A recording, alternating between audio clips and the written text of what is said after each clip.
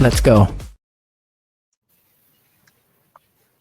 Hello. Welcome to Halloween Special 2025 on ALIEN8UK. And I'm joined by, I'm going to do it in order, Abbie Dent from Lifting the Veil and Haunted Devon, David from Down the Rabbit Hole, Jay Hill, Paranormal, I can't read, sorry. The nearer I get, the more blurred it gets. Paranormal Diner. Yep. Nicole, Full Moon Paranormal. James Brody. Can you read that? I know you're part of Bufog. Paranoia founder and investigator at Bufog. Perfect. And Michelle from Michelle's Spooky Stories. So welcome everyone and thank you for coming on. Thanks for having us. Thank you. So we are going to be doing the wheel when Nicole comes back. But the link that she sent me is a completely different wheel. It's not even that one. So I can't even do anything. Oh, no. So, we can have a bit of this while we're waiting if you want. Ooh, I like that, setting the mood. Nice. So what has everybody been up to then? Are they on their spooky adventures recently? Ooh, I went to Jedburgh Jail and Castle last weekend. Nice. That was very cool. Very cool indeed. How did that go? It was very interesting. Very creepy place. Mm. The when you're a woman and you go in the male cell, it's not a nice vibe in there at all. It was very impressive. In these places, jails, asylums, hospitals, that sort of thing, it's especially if you're like in the male wings and whatnot, it seems to be the women investigators that get all the attention, or targeted, shall we say. Yeah. That is 100% correct. Yeah. Yeah. There was something Paranormal was a bit handsy at one stage. I did feel something touch my breast.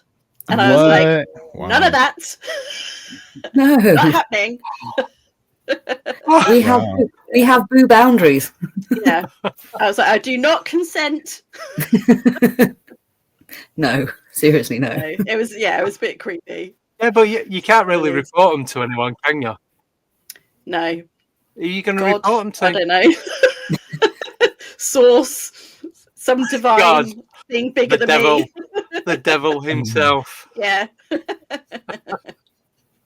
That's me whenever there's paranormal investigation. Anyone else been up to anything? Well, I want to say happy Halloween to everyone out there. Just want to say good Samhain. Enjoy. Indeed. I've been following up a couple of UFO investigations in and around the Midlands and stuff. So just trying to get some background there, looking at sort of plausible sort of causes, that sort of thing. I don't know if everyone remember there was a UFO video that went viral some time ago about a guy throwing a frisbee, and there was in slow motion. There's an item that goes on there. So I spoke to him about it. Unfortunately, I'm a bit behind schedule and following that up at the minute, but it's a case of just trying to do all the background around that. But I mean, that's looking pretty genuine at the minute. Fantastic. Keep us posted on that one. I went investigating the first investigation of Maltsall House in Somerset. Amazing location. It is now open to the para community, so if you want to book an investigation there, contact Maltsall House. But we had some really weird poltergeist activity up in the attic area. So, yeah, we're trying to figure that one out because we put glow sticks down for health and safety in the night, in the dark, so you're not tripping over or going down a hole. And there was this big hole in the ground in the attic where it went down to like hatch into the floor below. Oh. So I put this like screen there that was there, and I glow sticked it, and I put a glow stick in an eave of where it was like that.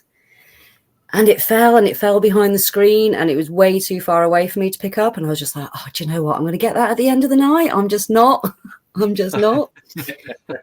We were downstairs in the room below us. I think it was the Monmouth room we were in. And we were hearing heavy footsteps up in the attic and a door slam. Now, I'm running the night. I know there's no one up there. My team's downstairs, and we've just got a few people upstairs. So I run up. And I'm looking around, and I go into the end room, which is the bell tower room, and there's this glow stick that I dropped behind this area that I couldn't get in the middle of the floor, just in the middle of the floor. Wow.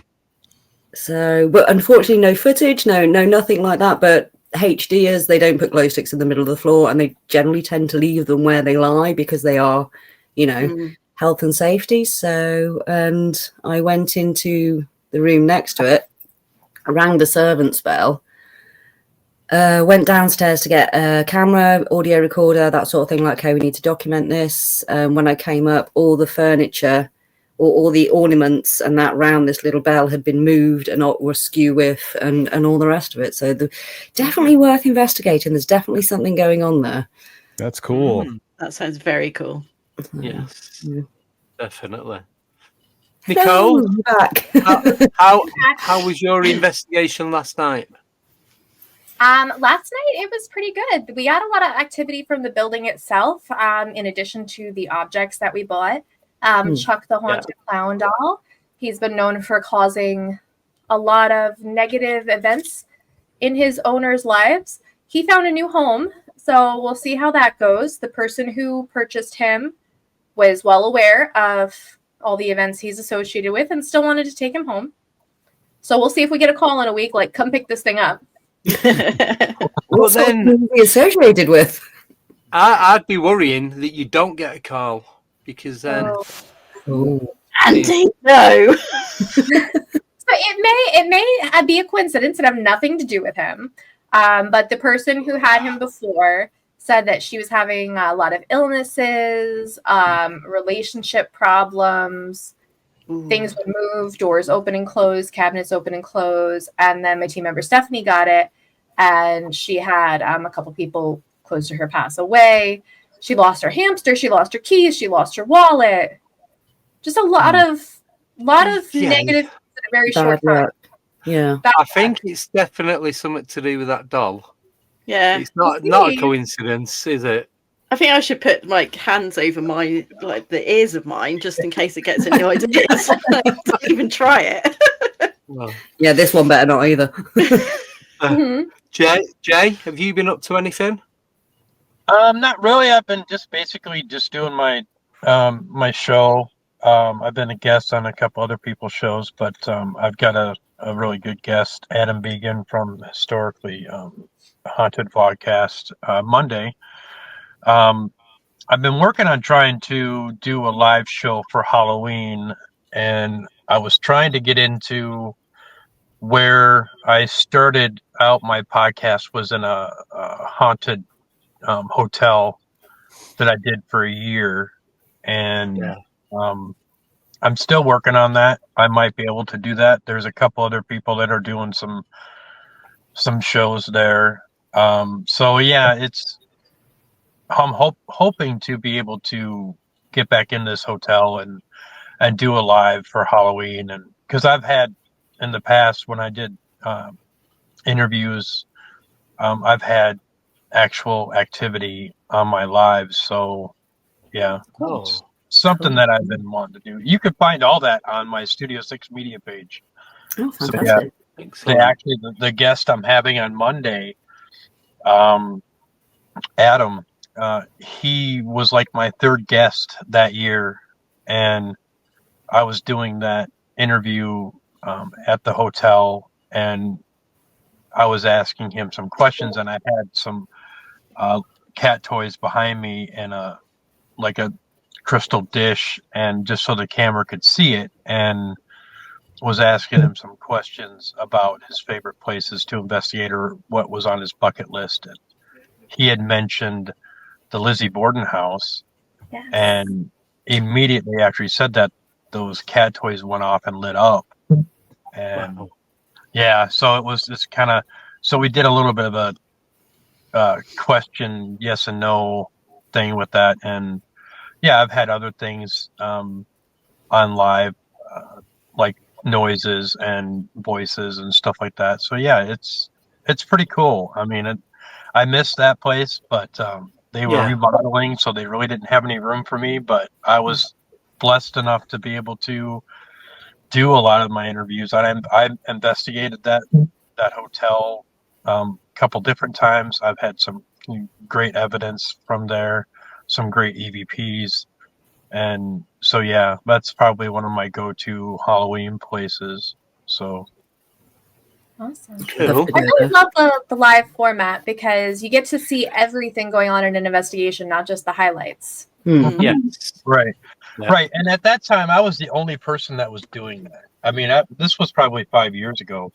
You know, I just had this idea of doing a podcast, a live podcast in a haunted location, and just to see if there was something that would happen. And quite a bit of stuff would happen. And people just thought that was great that I was able to do that. And now that there's been other people that think that was a great idea, and there's been a couple other podcast, people that, do that in haunted locations. And because once you're live, you never know. I mean, you can just you have your normal, question and or questions and answers, and talk to the person, interview them, whether they be there physically or whether they're in another state or wherever.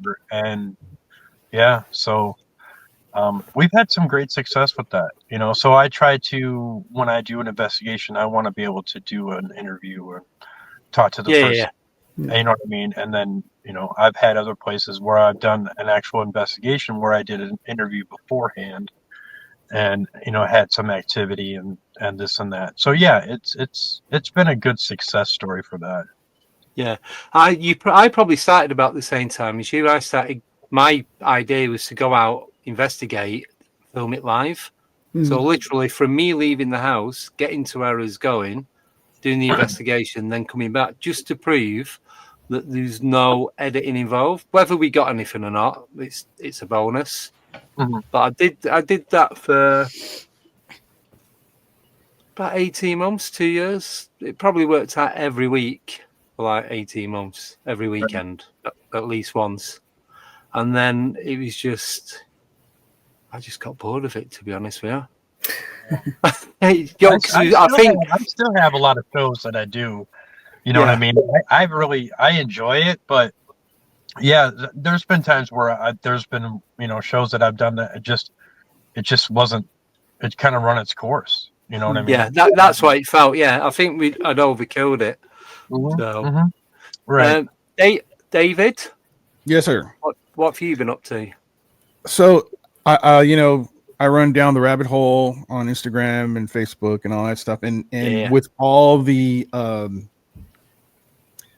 social platforms, I just passed 500,000 followers, which I'm really proud of. Wow! Yes. Thank you so much. Well you are amazing. That is brilliant. The biggest one being Instagram. There you go. Biggest one being Instagram at 349,000, something like this. Wow. But, I just posted a video today that is really, it's kind of hilarious to me because the premise of the video is a guy, he's like a gamer, and he wanted to play Luigi's Mansion in an abandoned mansion, right? So that's how the video starts. He's got his GameCube, he's got his TV, it starts up and he's filming this, and beyond that is a door, an open door. And I didn't see it the first time I watched it, but a shadow figure just walks across behind the door. And so what I did is I went ahead and I lightened up. What's that? Oh, sorry, I didn't hear you. They wanted to play like, too. yes, they did. It was interesting because I lightened up the video, and so you can clearly see it. And it's a shadow figure just walking on the whatever door that is, bathroom, whatever it was. Just walk and just.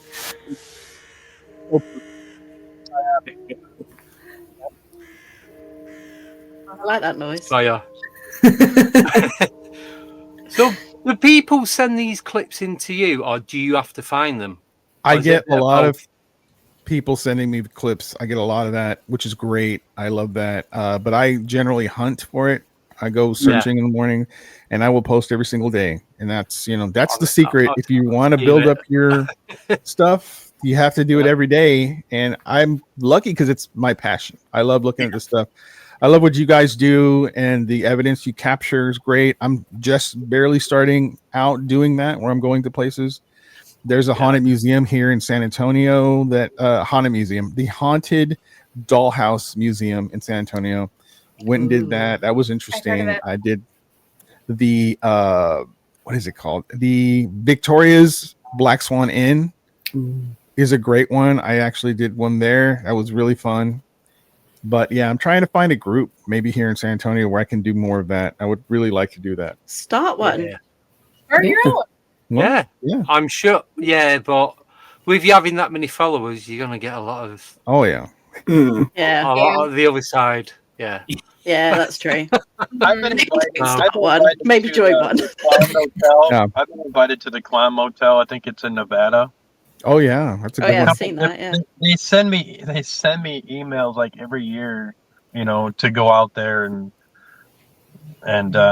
they like what I do, so they would love to have me out there, but it's like, I just can't afford to go out there. It's just it's kind of expensive, and it's a little bit far away. I mean, I'm in the Midwest, and that's all the way out in the West. Yeah. But the Clown Motel itself, I mean, that cemetery is something else right next to it. That cemetery is super haunted. So if anybody knows about the Clown Motel in Nevada, it's creepy. It really is creepy. It's been I've watched a few things on that. TV programs, hasn't it? Yeah. Right. I feel your pain there, Jay, because it's rough for us working types to get out where we'd like to get out. But I've been fortunate enough because of Instagram and Facebook to be getting paid for what I'm doing, and as a result, I'm going to Salem, y'all. I'm going to be in Salem in the next couple of weeks. It's my favorite place in the world. I love it get there and die of happiness. Yeah, I'd become a ghost of Salem. To do what I love to do, but it's been difficult. I mean, it's not something that you can make a ton of money on, but I mean, it is what it is. Unless you're independently wealthy, and exactly. It's passion, isn't it? It's a passion project. Mm-hmm. Yeah. Yes. Right. Are we ready? We are. The wheel. Yes, bring on the wheel. You ready? Here is the wheel. You need to close some of that down. We can see the topics. You need to cover them. Oh, hold on. All right, there we go.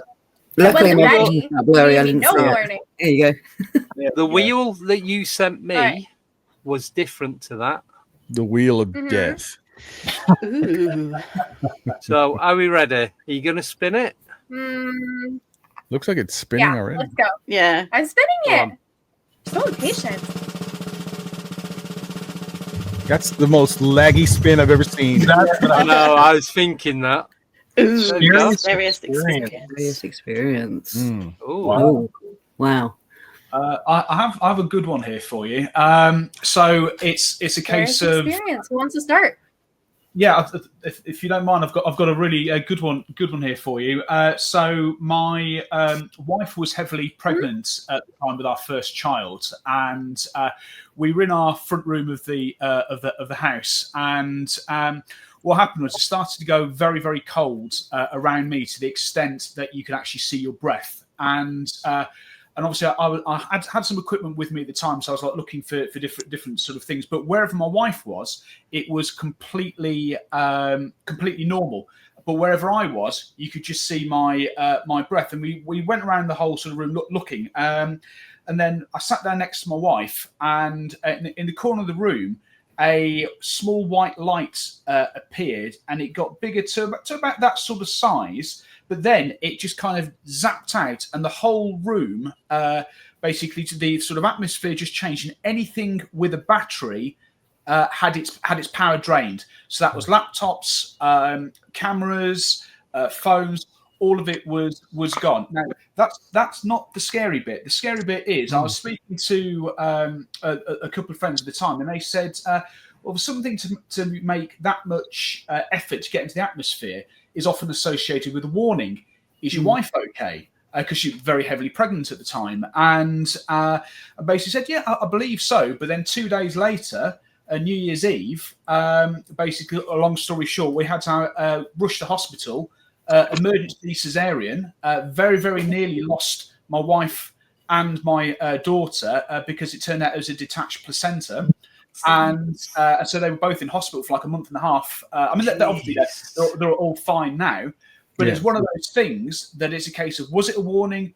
Was it a sort of coincidence? Although that wasn't the scary bit, it was the 2 days later to have that sort of happen. So, and that's probably one of the most profound instances I've ever had. Do you know what that popped in my brain when you were saying that? Is like ancestors in spirit, like warning you to like prepare yourself for something. Because I had similar things happen before my mum passed, and it really felt like somebody was like trying to like warn me of something that was about to happen. Like, prepare yourself. Like, you need to put on your big girl pants. Well, that's it. Well, things going to get iffy. Well, that's a good point, Michelle.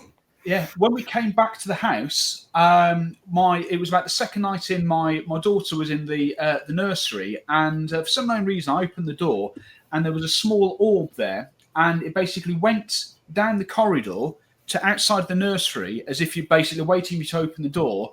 Opened the door, and my daughter was on her side, and so just went in and just sort of corrected her. But for about 2 weeks afterwards, if there was ever any sort of disturbance in the nursery, this orb would literally just appear and just go, and it would literally just wait for you to go into the nursery and then go in and check. So I do think there's a grandparent vibes. Yeah, absolutely. Wow. I've got one. Go on. Yeah. Hear it? Yeah. Come on, big dog. So I was at my mate's house. This is going back, so 7, 8, about 8, 9 years ago. And it was a Saturday night. No, it was a Sunday night. I know, because I had to get up early for work. And I just sat in the chair in the corner of the room, just a big red leather chair, right? And I'm sat there. I couldn't get up. I could not get back out the seat. Didn't feel like anything was pushing down on me. But I just physically could not move. And then the fear kicked in. I couldn't see anything, couldn't hear anything, couldn't smell anything. But I knew there was something there that was stopping me from getting up. And the first thought that I got from that is, this is where I die. I honestly thought that was the end. And I'm shouting my mate, and I'm like, it's only... You know, you get out, I don't know if you have them in the US, but you have houses that are built back to back. So it's like one big house, but it's like split down the middle. So people live in one side, like a condo, but not on levels. It's like side by side. And it's like that. No, it's so the front of the house belongs to one person, the back of the house belongs to somebody else. Yeah, my aunt used to have one that she rented out to someone. It was like a big house that had been split literally like down the middle. Literally cut right down. So it's like that. So I'm shouting him. And he's no more than 20 foot away. And I'm proper screaming. I couldn't move. And then he eventually comes down and says, I thought you'd gone home. I've just been screaming. I can't get out of this chair. But as soon as he come into the room, I felt I could move again. Wow. So there was something in that room. Like I said, I couldn't see it. I just knew it was very negative, whatever it was. Yeah. You can feel that oppressive type. Yeah. So, that wasn't fun. With better hearing, that's what you need. So that was that. Who's going next? I'll go next. You go next. This is kind of what got me into doing this was I had a fire in my apartment.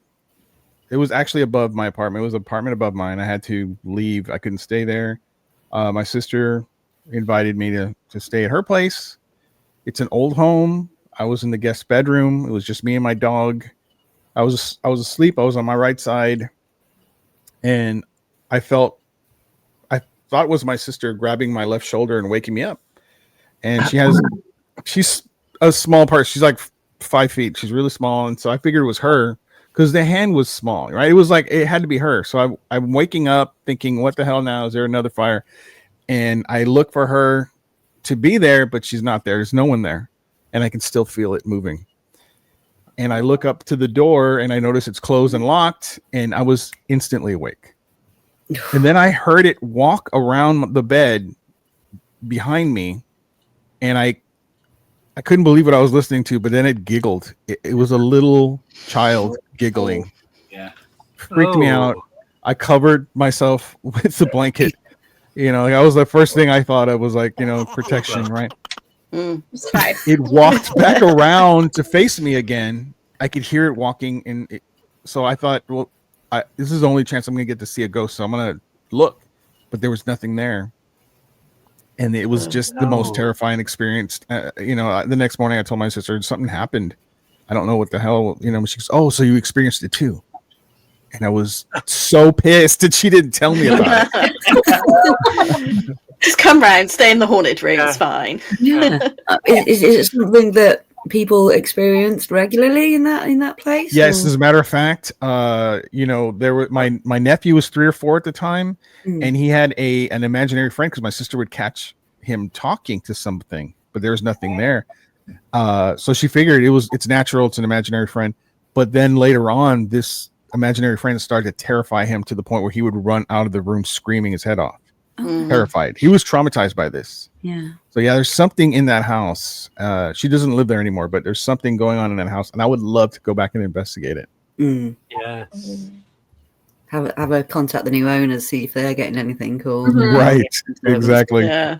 Or the estate agent, because it might be one of those houses that automatically end up on the market like every couple of years or so. Well, they were renting, so yeah. And the weird thing about that is the woman who owns it has the same name as my mom, which is exactly the same name. So it was a very strange thing. That is weird.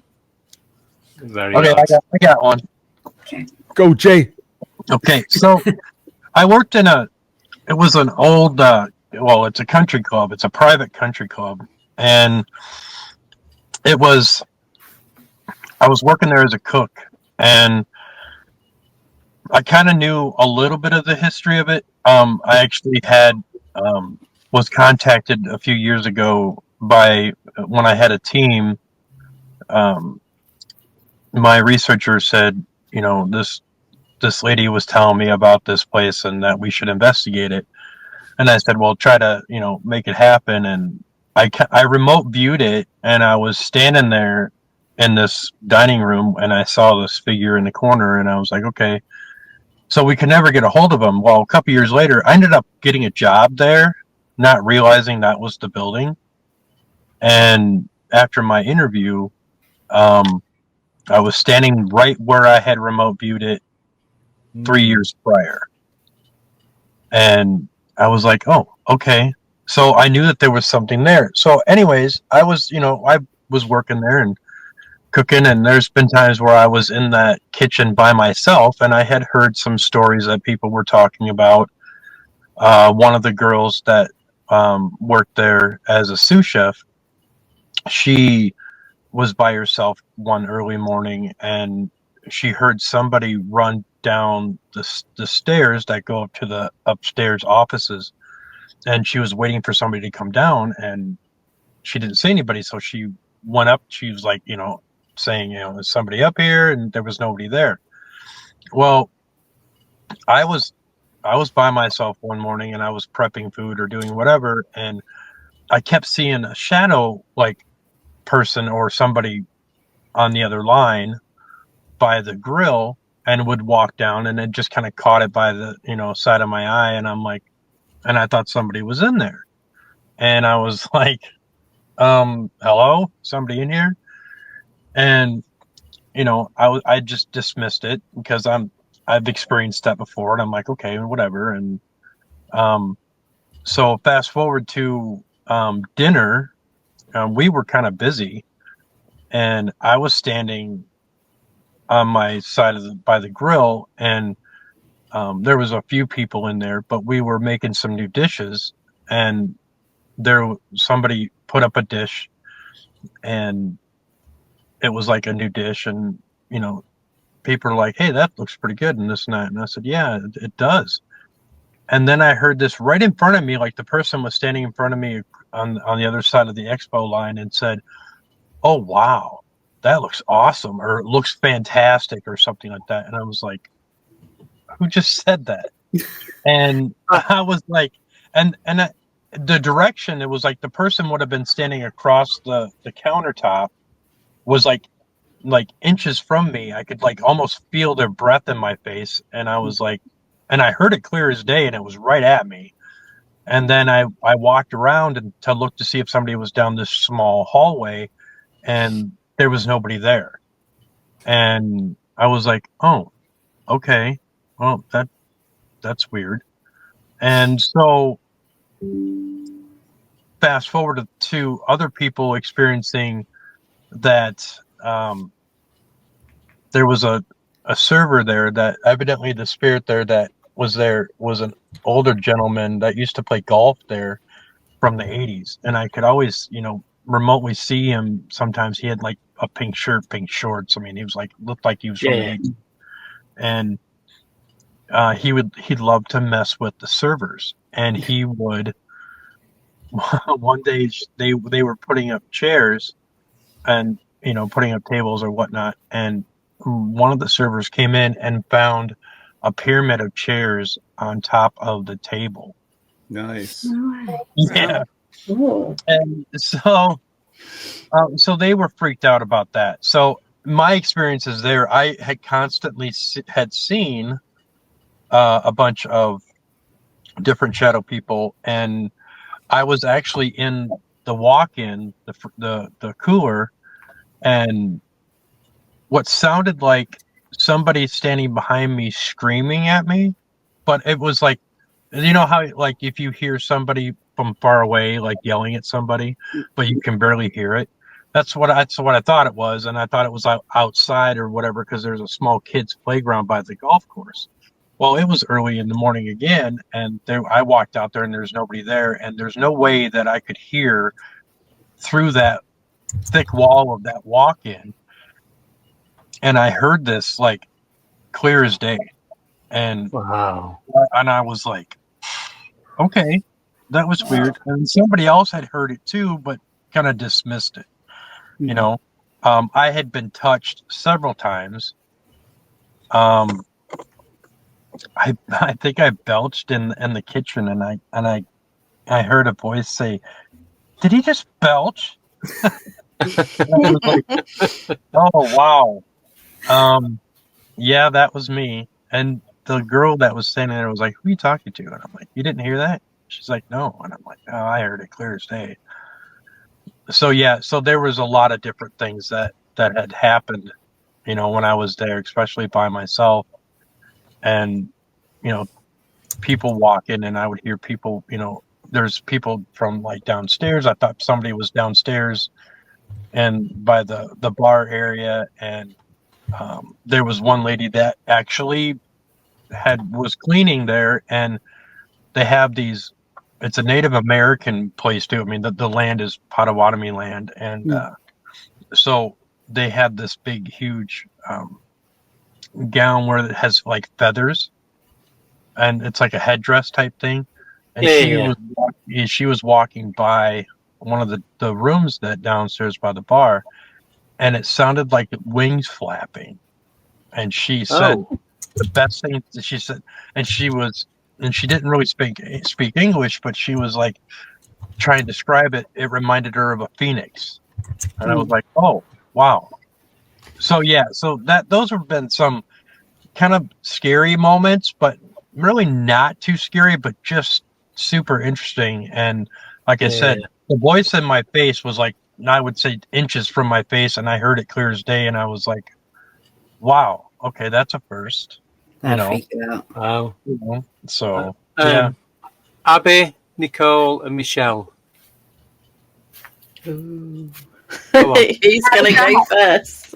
Abbie, go ahead. You're on top. Yeah. This goes back to when I was about 18. And I know who it was. I know the particular spirit it was. Wasn't particularly happy with what happened that night.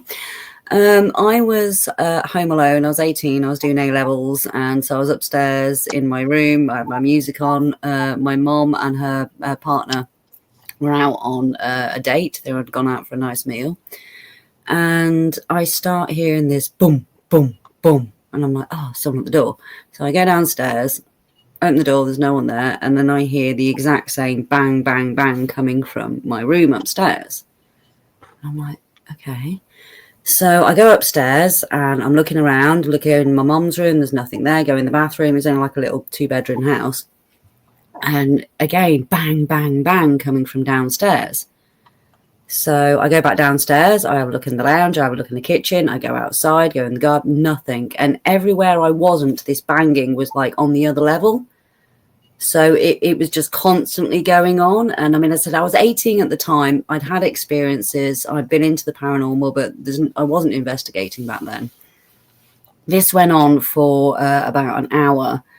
And I remember ringing my mom on a mobile saying, you need to come back. You need to come back. You know, there's something going on in the house. There's just this banging just constantly going on in different areas of the house. No matter where I look for it, it moves to somewhere else, and then it goes in the loft. And so I actually go outside and sit in Ian's car, my mom's partner's car, which was like an old D-Reg metallic blue Ford Fiesta, rusty old thing.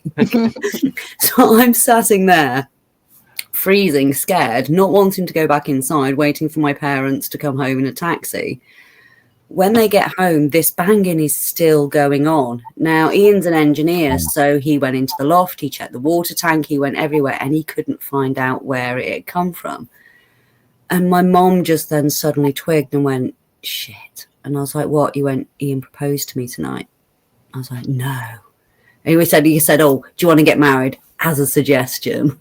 They did have to get married. But yeah, my father had passed a couple of years before. My parents weren't together after he passed, but before he passed. But he did used to frequent the house back then. He hadn't quite moved on, and it was a case of I don't think he was happy that my mom was remarrying, and the time it started was literally around the time that Ian actually proposed to my mom. Wow. So, that scared the bejesus. You said you were 18 at the time?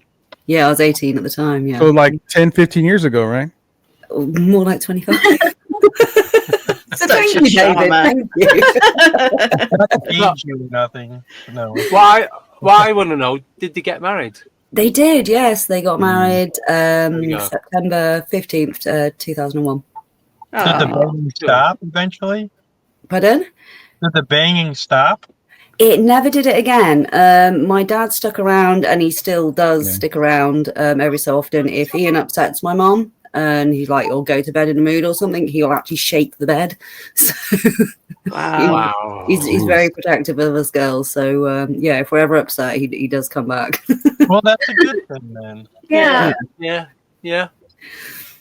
So, Nicole?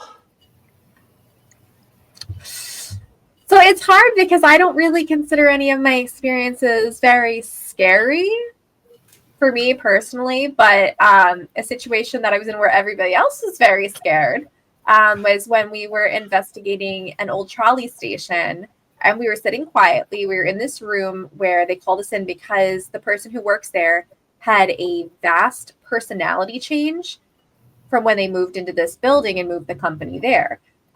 They said he became really angry, really hostile. So we were called in to investigate that. We were sitting quietly. We were sitting on the floor. And all of a sudden, there's a door behind us, like an exterior door. It starts shaking. It starts rattling. Like there's a banging on it. It sounds like somebody is coming through that door.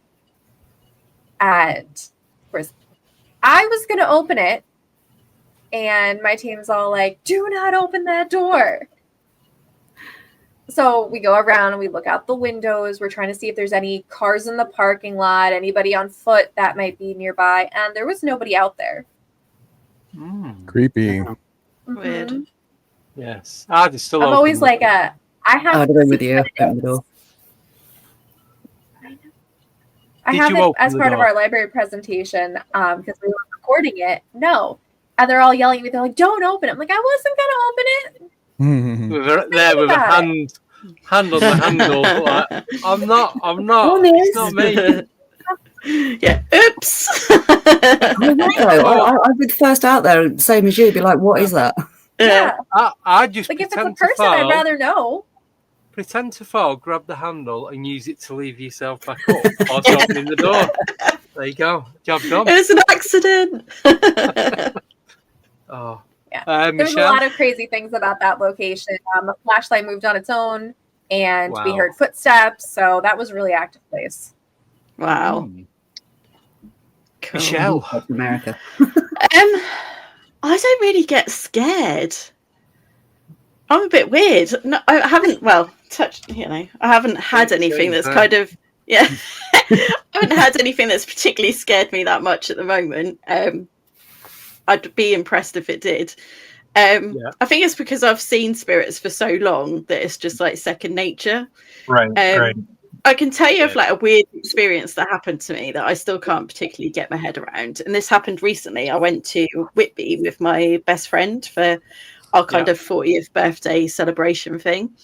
And we stayed at the Royal Hotel. And I did a load of research beforehand and could see that it had been used for like certain things like a World War II hospital and stuff like that. But I couldn't find any like known hauntings at the actual hotel. So I was like, oh, okay. But as soon as we got into our room, the whole place was being renovated. And there was just this weird like energy in our room. And my friend doesn't do paranormal investigators, but she's really into the paranormal. She sees spirits and stuff as well. So we decided to put on Spirit Talker and just see what came through. So we didn't really like think too much of it. We went on a ghost walk. We came home. And then that night I woke up because I could feel something like pushing around my neck. And I was like, right, stop that, and had a word with the spirit and told them to like leave us alone. I went to the toilet, came back and went back to sleep, and everything was fine. And I woke up and my best friend said to me, she was like, I had this really weird dream about somebody like putting their hands around my neck. And I was like, oh, funny you say that. And I told her what had obviously happened to me. And she was like, oh, okay, that's weird. She's very like matter of fact. She's like, that's weird. And then we carried on. We went out for the day, and then the next night we came back. It was 2 a.m, and I'd woken up because I could hear something running up and down the corridor, and it sounded like a little child. You know how kids like run really fast, and you could just tell the difference. And I was like, hang on, we're here in like term time, so kids are in schools, so there aren't school holidays. I haven't seen a single child in this hotel the 2 days we've been here. The room next to us is being painted, so nobody's staying in it. The room, the other side is being painted, nobody's staying in it. There's no other rooms other than ours. So who the hell is running up and down this corridor at 2 a.m? And I still haven't seen a child there the whole time we were there for the rest of the journey. Nothing else happened, but I still can't get my head around that. That's just Did weird. You not open the door? No, because I needed the toilet. No door and that opening going on. All right. But maybe the renovations, as I say, the rooms next door were being stirred it up. Yeah, definitely. I think so. So just a very quick question about the doors to everyone, if you don't mind. And it's a case of when I get invited to do investigations, I always get asked to be invited into the house, because I always think that it's the power of intent, and basically kind of letting the house know that you're there with good intentions. Yeah. I didn't know whether that's something else that other people do, or whether that's just a nice sort of a reassuring thing to the person that's invited you to their property. Yeah, I always say hello, and I get everyone to introduce themselves, because I think like it's their space. We're walking in as guests. You wouldn't just walk into someone's house and be like, hi. Is that the case, or is it a situation where you can't go in unless they invite you in? Is that one of those things? He's a vampire. Yes. Well, that's it. I do have to joke. I do have to. Honestly, I'm not a vampire. I can walk through. This is the reasoning. I'm thinking, joking aside. Produce a mirror, sir. He's invited around. Put the theory to test here. Yeah. Ooh. Quick sidebar: would a vampire show up on camera? If they don't show up in a mirror, would they show up on camera? Yeah, I'm going to say yes. Reflection. Apparently so, because it's a reflection. They don't have a reflection because they have no soul, so you can still get them on film. What? They just can't see themselves. Yeah. Apparently. I would love to interview a vampire. Yeah. I did see these two movies actually. Outside, yeah, and a TV show and all sorts. I did see a bat outside my window in Whitby. I was like, technically, we've seen Dracula. Yeah. There you go. Well, it is a home Bram Stoker. But the Mandela effect there is interview with a vampire or interview with the vampire. Yeah. Oh yeah. With that, I've got the book somewhere. Yeah, there's about 6 we what James. Yeah, but what James just said. I've never even thought about it. I just turn up. But I do that. But like you said, like if you go to someone's house, you're hi, or mate. That's literally what I do. I don't. Doesn't surprise me. Interview with the vampire. No, the vampire. Yeah. Interview with a vampire. No, it's always the vampire. The vampire. I've always done it as interview with a vampire. You're from the other universe. Yeah. The one with Tom Cruise. Yeah. Tom Cruise, the original. Yeah, back in the 80s. Yeah. We're getting to the Mandela effect. Yeah. Here we go. Yeah. So, that's it. Right. Next spin. All right. Are we ready? Spin it. We're ready. Let's go. Let me know. There we go. Oh, that's it. There we go.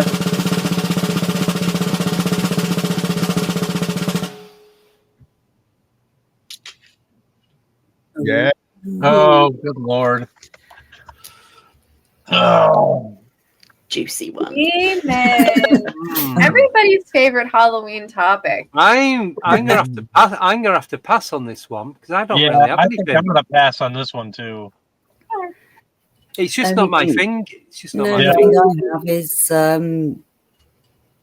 I suppose demonic entities people carry with them, like through addiction, narcissism, stuff like that, but not actually experienced a demon.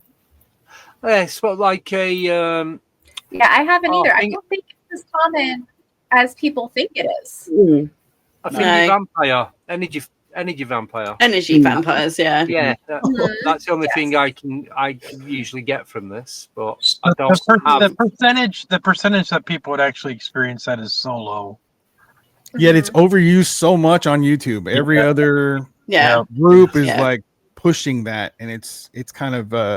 I think things are out there, but it's just If some people that claim that they see it and they see them and do all this, and talk about this on YouTube or wherever, if they, in my opinion, if they actually physically saw one, they would probably crap themselves. Yeah. Now, I've been called a demon by many ex-girlfriends, but that's a whole other story. What's the context on that one? So a lot of the demonic entities, I believe, is actually down to people's own sort of view on life. I don't necessarily think there is a demonic entity as such, but what I do believe is that people will see what they want to see based on their own experiences. Yeah. So basically, if someone has a sort of, for example, is from a very religious background, then what they might do is they might look at something and interpret it as a particular thing. I guess the only closest thing you've come to a demonic entity was, now in the UK, there's a very famous place called the Ancient Ram, which is near Gloucester. Yeah. Now, I was very fortunate to do an investigation 20 years ago. So it was just before Most Haunted did it. Most Haunted, it was quite one of their more sort of spectacular ones. I mean, John, who's since passed away, and he claimed that he was terrorized by a couple of demonic entities. And the only sort of experience we had was we kind of turned up then. It was a bit like the scene where the priest enters the exit, where it's like this thick fog in the air, like a lantern above the door. Yeah. And this little old man comes out, and he comes in. He goes, "Are you going to come in then?" And literally put a foot over the threshold and just got hit by this wind. Basically, they just went from it was like this roaring sort of noise, and it was like whoa. And again, he claimed that there was a succubus and another things. And there was things called like the bishop's room, where you couldn't open the door unless you hit it with this rod 3 times and asked the bishop to welcome in. Unfortunately, we were able to debunk that, because what happened was we actually had a look, and you could see the door hinge basically was slightly out, and if you whacked it a couple of times, then what happens is it just drops and then it opens up. However, what we did have on video is the door opening and then a couple of orbs coming straight out. Now, challenges you could say that could be dust from the room. That it was inconclusive, and we also came to the conclusion that the John was suffering from night terrors rather than it being anything sort of demonic. But that was a place that they ruined, because after Most Haunted, they had he was trying to get money to repair the place, so he opened it up to all sorts of different groups, and there were satanic groups and all sorts of things there, and it kind of just spoilt the initial sort of atmosphere there. So personally, I think demonic entities is more down to personal's own interpretation rather than it being a demonic sort of thing. Yeah. I think I agree with that. Enemies, isn't there? Sorry. Yeah.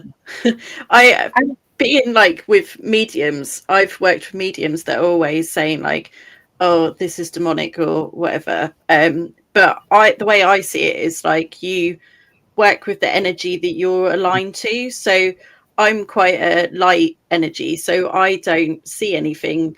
Like if I experience a negative spirit, I personally believe that there's a reason why that spirit's approaching as negative. They're unhealed. The same as like a negative person. They've got like a trauma that they've got to assess. They've got addiction problems. They've got, all of those kind of things. And I think spirits can carry that over as well, which is why they appeared like to be negative.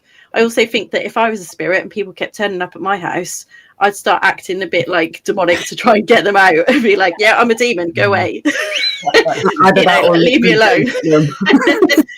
But I'm going to an actual church in a couple of weeks, which is actually named the Demonic Church. Whoa. So I will report back Where's and let you know. I think it's Burnley. It's called Todd Morden, I think.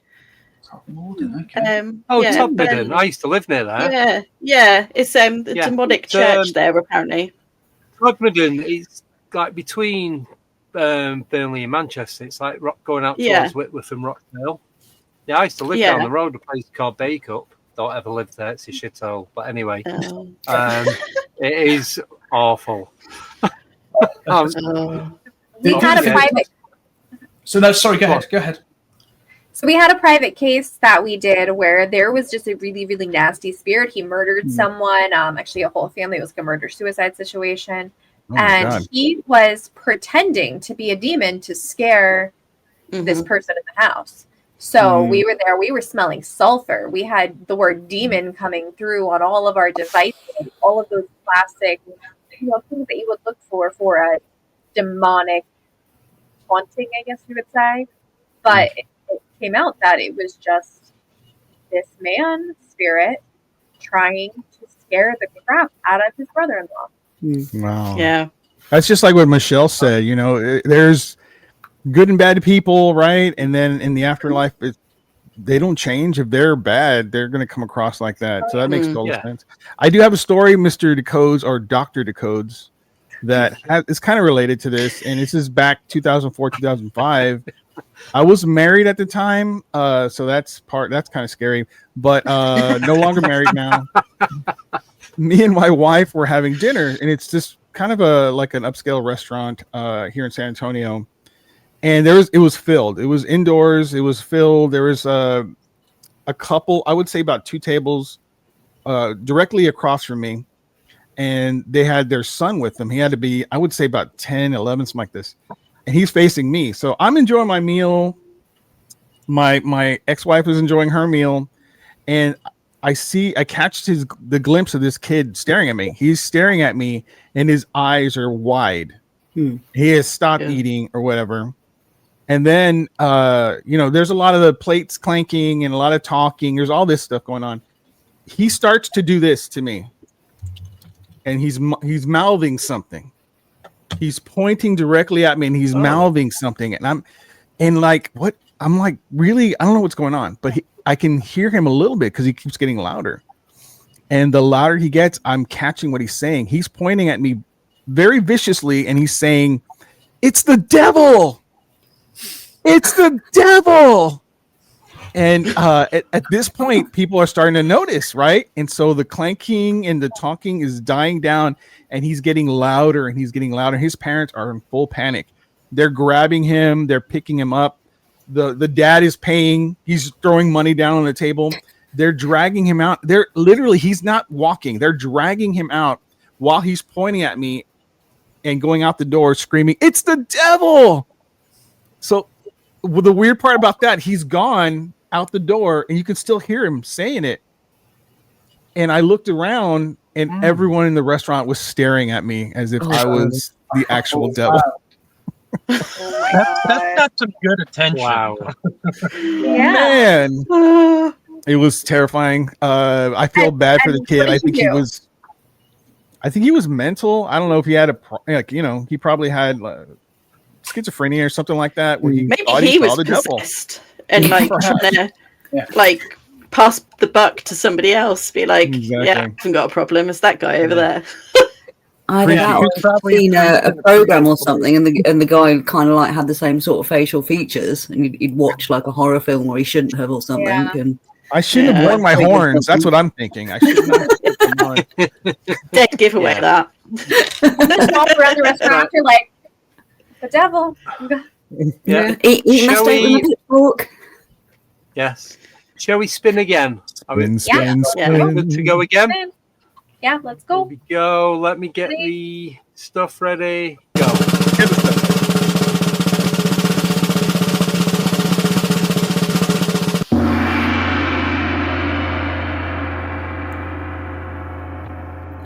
Ooh. Interesting. Supernatural movies. So things like The Conjuring, Poltergeist, The Exorcist. Amityville stuff based on a true story, but for entertainment purposes only. So when the lights go out in the country, So my take on it is a lot of it is what's really going on, and one of the best phrases ever is hidden in plain sight. They're showing us what's really happening without having to admit what's really happening. And I think that's just it. It's down to you then, as whoever you are, whether you want to believe what out of that movie is real and what isn't.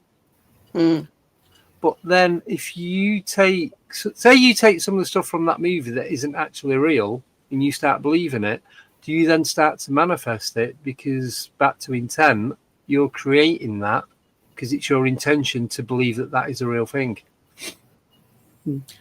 There's a great film called The Entity, which is based on real life. And basically starts off with, really very nasty scene where it starts off with a woman being attacked in a sort of house, and it kind of escalates from there. And that was actually based on a real life story. And there's a couple of films with a similar sort of thing where it's an entity that's come in that's been based on the stories, and what they eventually end up doing is going through a number of sort of exorcism type sort of activities, and that always kind of clears it in the films, because I think it's this great thing in the films that you have an exorcism and that clears it, and actually often it doesn't. It's a case of you can have a clear, you can do things and it will reduce activity over time, but sometimes you actually have to go and revisit 4 or 5 times for it to actually, before you're able to clear it, or you actually resolve what the issue is behind it. And actually, sometimes the issue behind it is actually less exciting, that it's not actually anything sort of paranormal as such. Is actually down to some activities with the family involved, or some interactions there that actually has to be resolved. And then what you get is a natural sort of then reduction activity from that. And I think that actually a lot of it is down to the people rather than it necessarily being something from outside coming in. But that doesn't make such a good horror movie. It's again intent what you're putting out from your subconscious. If you're coming from a hurt, traumatized place, and you are living in that, that's the sort of thing you can attract in. It's that, like David was saying, what happens in life, it crosses over into the other side unless you've actually dealt with it and healed with it. What I find fascinating about these movies is what goes on behind set. They seem to always the curses, the paranormal activity, the things that happened. I mean, you look what happened in The Omen, the amount of people that died, the amount of planes that got struck by lightning. And yeah. One of my all-time favorite movies. Was it how many people in Poltergeist died? It was 7. Yeah, I think it was about 7. What? Wow. Properly cursed. Missing, didn't she? The one who, the little girl. Yeah, she just went really ill. She died. She got ill and died. I remember that. Yeah, and they blood disease.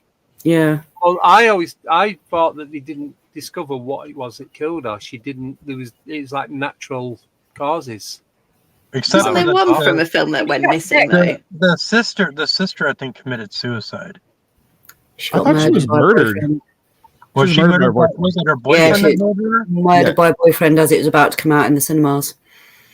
Heather O'Rourke, the child star from Poltergeist, died in 1988 at the age of 12 from a fatal combination of a misdiagnosed bowel obstruction leading to septic shock and cardiac arrest. Oh, That's terrible. That's really horrible. Yeah. But then, could it have been something from the movie that caused that to happen? Because it just seems a strange. Spirits can make you sick for a 12-year-old. Well, you got to realize too that those skeletons they used in that pool were not fake. They were real, weren't they? Real. Exactly. Yeah. So, but they didn't. But the actors didn't know until afterwards. Yeah, Jo Beth Williams didn't know. That's her name, right? Jo Beth Williams. She didn't know, and you can see the horror in her face. She was genuinely. So yeah, allow me, if I could, to plug my latest podcast called The Real Verdict, where I am the movie judge. Oh. Our last episode, gamble and everything.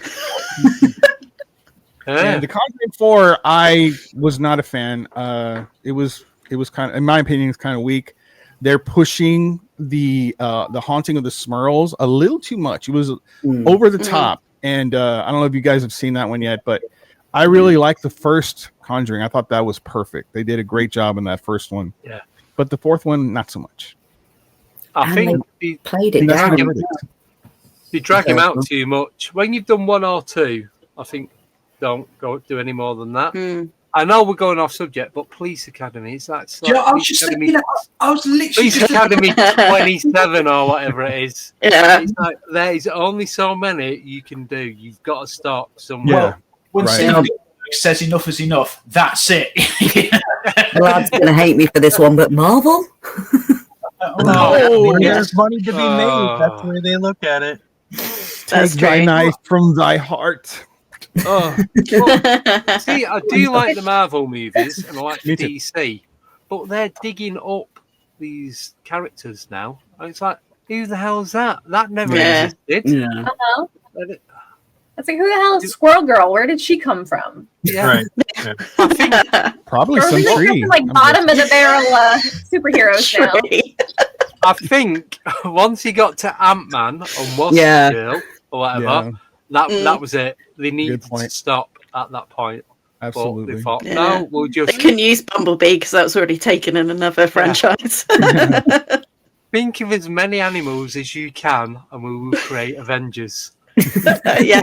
Aardvark Man. Yeah. Platypus Guy.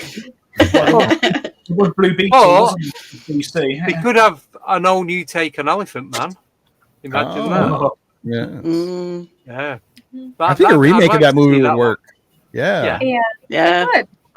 As an Avenger, not as what he was. I nearly did an impression then, and I am not an animal. I'm a free man. Do the impression. I just did half of it. It was good, sir. It was good. Not doing it all. Not doing it all. Excellent job, Doctor. Love it. Anyway, moving on. What was the subject? Another topic. Yeah. Paranormal films. Realism in horror movies. Yeah. Oh, realism. Mm-hmm. Yeah. So you guys know about Nightmare on Elm Street? Yes. So, so you know Wes Craven, right? The director. He's my friend. No, I was going to say you could ask him. So he's dead. Is he? Yeah. No. Yeah. You sure? I'm pretty sure. No. Can someone look it up? But anyway, I'm going to tell this story anyway. You can say hello to Robert Englund So though. So Wes Craven, sure it was him. When he was younger, he had a brother like 4 or 5 years older than him, and they used to have these dreams where someone was chasing them, and they used to they have shared dreams.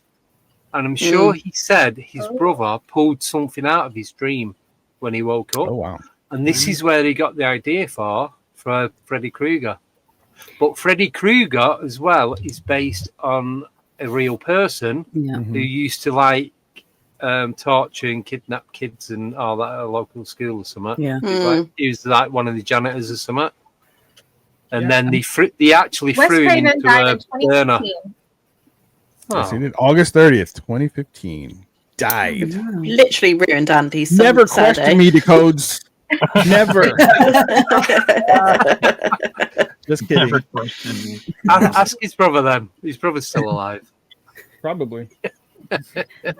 If his brother is older than him, he died at 76 10 years ago. Right. Yeah, but his brother could still be in his 80s. Could be.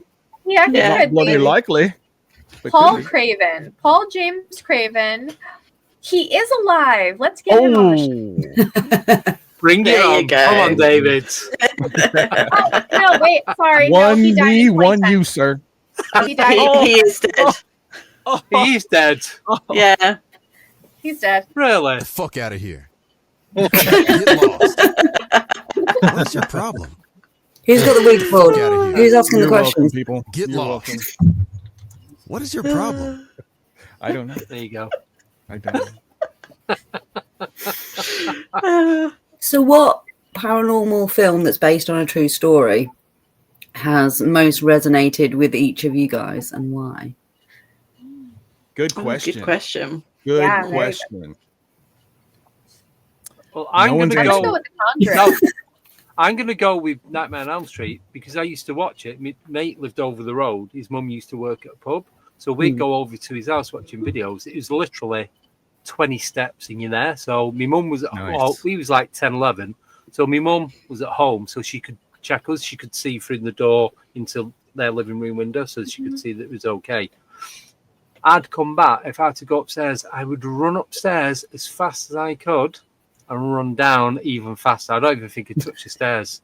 You fell a few times, didn't you? I'm sure you did. Most probably head first. But that would explain a lot.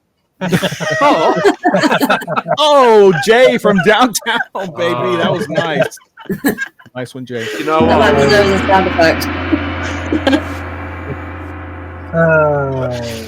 We got gonged. So if I was at home at my mum's, say after I'd moved out and had gone back and was staying over, I still would run down them stairs as fast as you could. Just something about it. I don't know what it was. No, I did it too when I was growing up. I can relate. And I did fall down the stairs or up the stairs quite a few times. Yeah. So just something about being in a dark basement and trying to run up as fast as you can. Yeah. I feel like that's any stairs that you're trying to go up because in all these haunted locations, you always feel like something's like either going to push you down the stairs or following you up the stairs. Yes. I would just make sure there's a light switch by the door so that when you have to open up the darkened cellar, you just turn the light on. Oh, there it is. And then, rather than having the whole thing going with a torch and stuff and something crashing around the back of the head. That's Try walking backwards upstairs. They won't mess with you. Freak. I'm not even messing with this guy. Unless he's coming up behind you. I think that will probably help. Well, to answer your question, Miss Dent, I would say Insidious. Insidious is one of my favorite horror movies because it had ghosts in it, and it also had that spiritual element where they go to the spirit side and try to find the son that's there. I just love that whole idea. It was great for me. So I have a crack at Dr. Terror's House of Horror, which was a Hammer Horror, and it was a selection of short stories. There's one about a guy who inherits a mirror, and there is an evil spirit in the mirror, and he ends up tricking him into killing, and he ends up being replaced. But the one that freaks me out is they're on the train, and there's this businessman, and he's got this little old lady sits opposite him and looks and goes, "Oh, you've got a real stinker on your shoulder." And he's like, "Oh, what are you talking about, you silly old lady?" And it turns out he's got this horrible sort of spirit that he ends up taking back home and terrorizes them. And that, I mean, you look at it now and it's rubbish, but at the time, it absolutely scared me half to death. It really did. You don't necessarily see much. It's just the idea of it. Yeah. That's it, though. It's the implied. That's what I like. The special effects kind of ruin it. It's the psychological aspect of it that I like. The thing that I've watched that I've absolutely will always be in my mind is I just loved it. It was The Haunting on Hill House. I love that movie. Which version? Even the first one was really kind of cheesy, but it was still had Vincent Price in it. It was still good. Even though the special effects were pretty cheesy with the wire and all that. I mean, it was Skeleton's classic. Yeah, it is. But the remake was really good too, because I like the lead character in that movie because of the fact that of course he played in the Pirates of the Caribbean and a couple other movies, but he was perfect fit for that, and it was weird that they gave Chris Katana a spot in that movie because that was different. I mean, he was a SNL character, and then he tried to play something in a horror movie. That was kind of weird, but it worked. Yep. Anyone else? That one definitely is a top. That and 13 Ghosts. I love that movie too. 13 Ghosts. I'm excited to see the series that's coming out. Yeah. I cannot watch that on my own. I can't watch it on my own. Even if I have to drag a child into the room with me, there has to be someone with me. Yeah. No, I just can't do it. I love it, but I love the old concept. And I'm not a horror movie fan at all. I mean, I'm not into horror movies, but there's certain ones that I'm not I don't like the gore and all that. Yeah, that gets boring. It's just that's easy to do. But the thing with 13 Ghosts, it just reminds me of something like what Aleister Crowley did. So we go around. So Aleister Crowley was opening portals, but this guy's going around collecting these ghosts to put them in a house to contain them, to control it. And they're in the glass, and there's all different combinations that open and close different rooms, doors and windows, and the rooms rotate and go up and down and all that. It's that principle that it becomes like an ever-changing maze, so you don't know where you're going to go next. And I always think, if I was in that, that's me. I'm done. Yeah. Even if nothing gets me, I die of heart attack close to it's never going to happen. Well, so Aleister Crowley, very briefly, pure randomness. He was a lodger of my great nan's up in Scotland. And pure randomness this is. And I didn't know it, but the family used to say that great nan used to terrorize my dad and sort of saying, "Oh, if you misbehave, Aleister Crowley will come and get you." Because apparently, when he used to come in, the first time he came in, all the lights flickered in the house, and he kind of went on, and he was quite sort of apparently quite well spoken and and not necessarily mysterious, but there was just basically something that gave the heebie-jeebies. But there you go, random one for the day. Wow! Imagine that being threatened by Aleister Crowley. It's like being told now you're going to go to Epstein Island. Yeah, you know what I mean. It's just behave. It's like you are not going to mess up ever again. Push up. No. Wow, that's amazing. There you go. Closest we have to Crowley is he fell in love with the occult here in this town, Torquay. This is where he kind of got the bug for it, got the taste for it. He was staying with a guy called Leighton Bueller, who's an occultist up on Warren Road in a mansion up there, which is still there. It's now been individual flats, but yeah. You know, we used to go to Rendlesham Forest quite a lot, doing stuff in there. Only yesterday when you said it. Yes, I've been shown the area where it all happened, and even before you go into it, a forest is a forest, but it's just when you get into a certain part, it feels different than the rest of it. It all looks exactly the same. It's just this one bit, and it's just massive energy shift. It's completely different.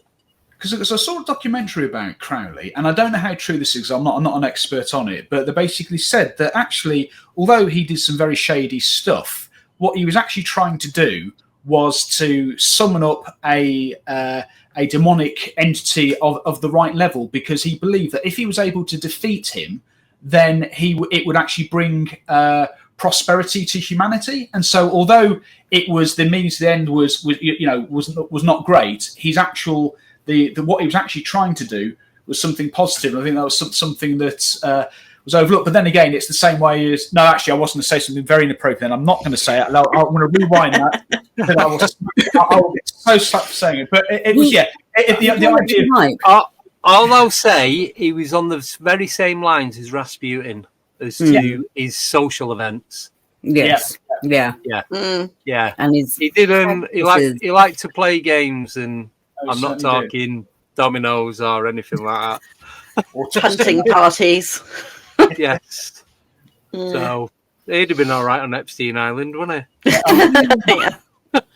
He played up to the hype, though, didn't he? The evilest man on earth. It was his, it was playing to a character as well. He was supposed to be opening he had to do 13 different rituals to open 7 gateways that would create this portal for whatever it was that was coming through. But because he never finished it, you reckon that these portals were kind of like left half open to all this weird shit started coming through.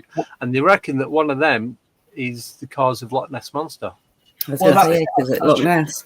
I was just about to say, because we tried to get to Loch Ness, so reached out to because the guys who bought the house about, I think it was about 15, 20 years ago, and did try reaching out some time ago, but they just have absolutely none of it. They won't talk about it, or if they don't invite people round, they positively reject anything to do with it.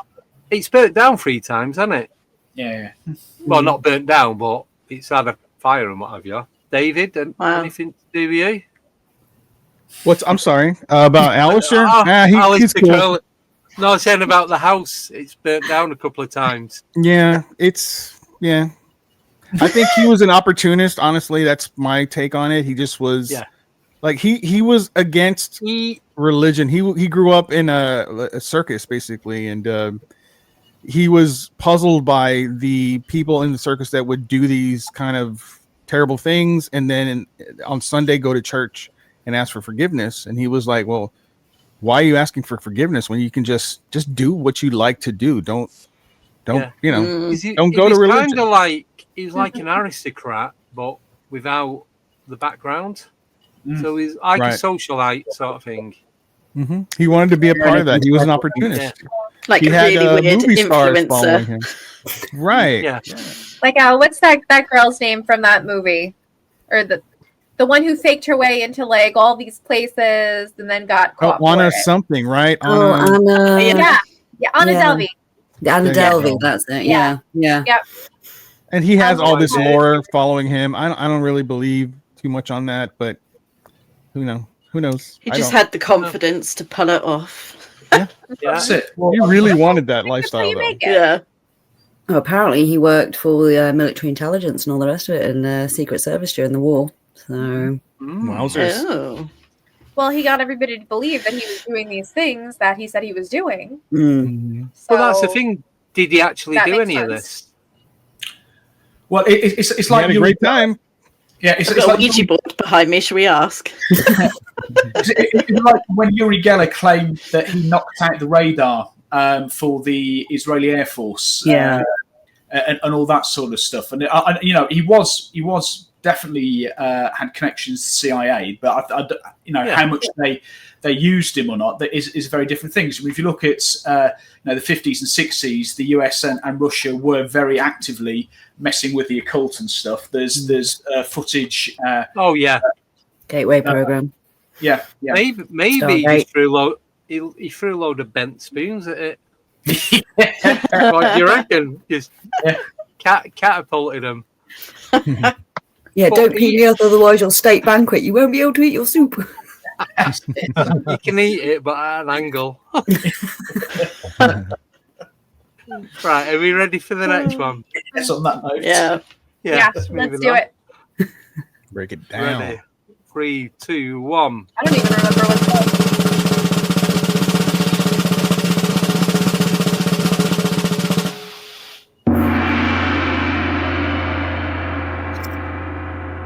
The veil.